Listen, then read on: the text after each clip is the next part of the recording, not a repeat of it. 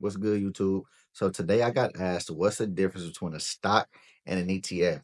So we're gonna blow through it real quick. We're gonna get to it. This is another episode of Investing Explained.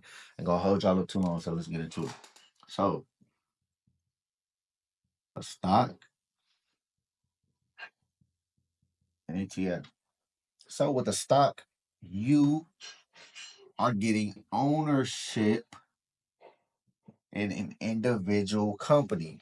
You're getting ownership in an individual company. When you're buying a stock. When you're buying an ETF, you are not getting ownership. Whoever, I'm letting you know right now, if you buy an ETF, any of the companies, any of the stocks within that ETF's holdings, you do not own those companies.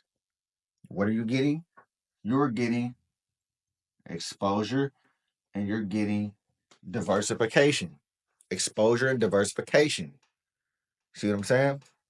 Now, what else? What else is another difference between stocks and ETFs? A stock is higher risk. An ETF is lower risk. Why? When you're buying an individual stock, you take the full blow whether that stock is going up or down.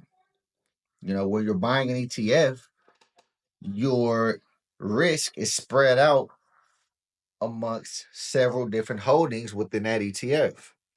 So you could have a couple of stocks within that ETF performing bad, but the rest may be performing great and it can still pull the price of that ETF up.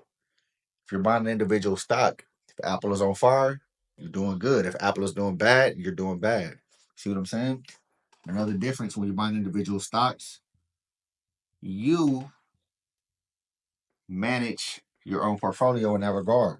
You decide when to buy, you decide when to sell, you decide how many shares to buy.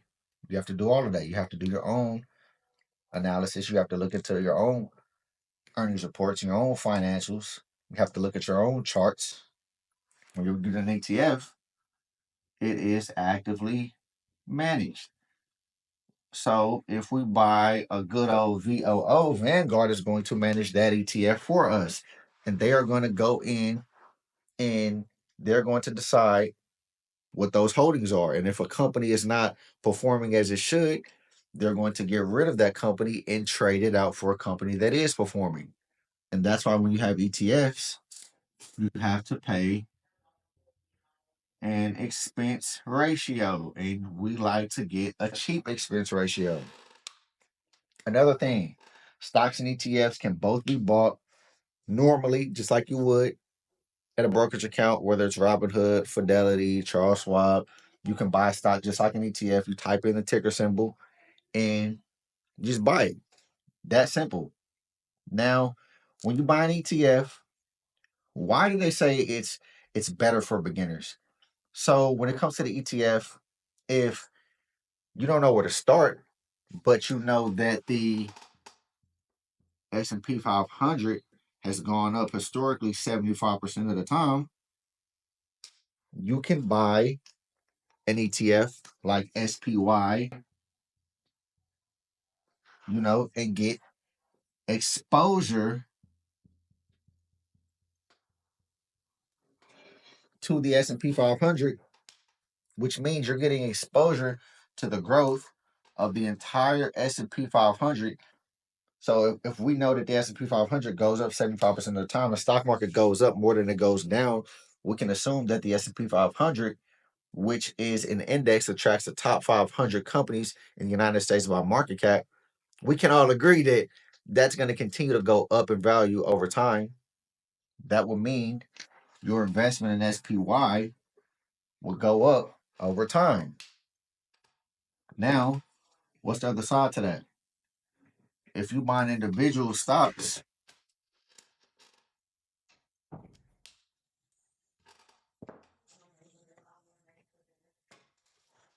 if you're buying individual stocks, then now you have to have the discernment and do the research to decide which of these stocks are going to be performing, which ones aren't.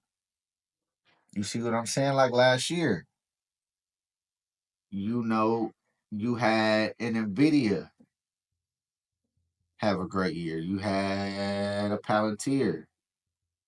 Have a great year. You had a Broadcom. Have a great year. They did insane. They did amazing. But you would have had to do the research and you would have had to look into the financials and you would have had to have known and been in these stocks at the right time to have gotten those crazy gains. You see what I'm saying? And what if you would have made the wrong choice? What if you would have made the wrong choice? What if you would have got into an AMD that underperformed last year? What if you would have went heavily into AMD and now you're outside? You see what I'm saying?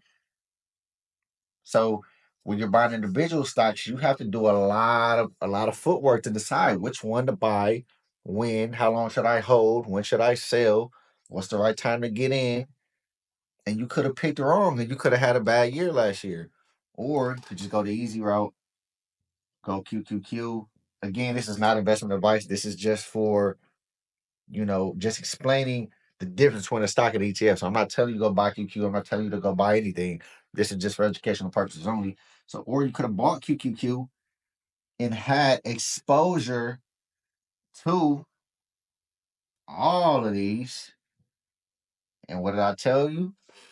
The risk is spread out amongst multiple stocks. These going crazy, this one bad, wouldn't have mattered. Your investment still would have went up. See what I'm saying? You still would have made money in the market, but instead, you was green and you went and bought AMD because you believe in Lisa Sue and you believe in what they're doing over there with the CPUs. And this is a company I'm invested in, but last year, 2024, wasn't a good year for this. Wasn't a good year for this. But if you go the ETF route, it takes a lot of the hard work out of it for you, especially when you have a sector on fire like tech right now. When you have the S&P doing amazing, and the S&P goes up more than it goes down, this can be the safer bet. What I like to do is I like to have a combination of individual stocks and the ETFs, so my portfolio is more balanced. You know what I'm saying? You can go that route. But that's essentially mainly the differences between stocks and ETFs. If you're newer to investing, I highly recommend ETFs. VOO is an amazing ETF that I like to recommend. VOO, VTI are amazing ETFs to give you exposure to, you know, that S&P 500, and you'll be good. You'll be good. That's one of the ETFs I started in, and it's amazing.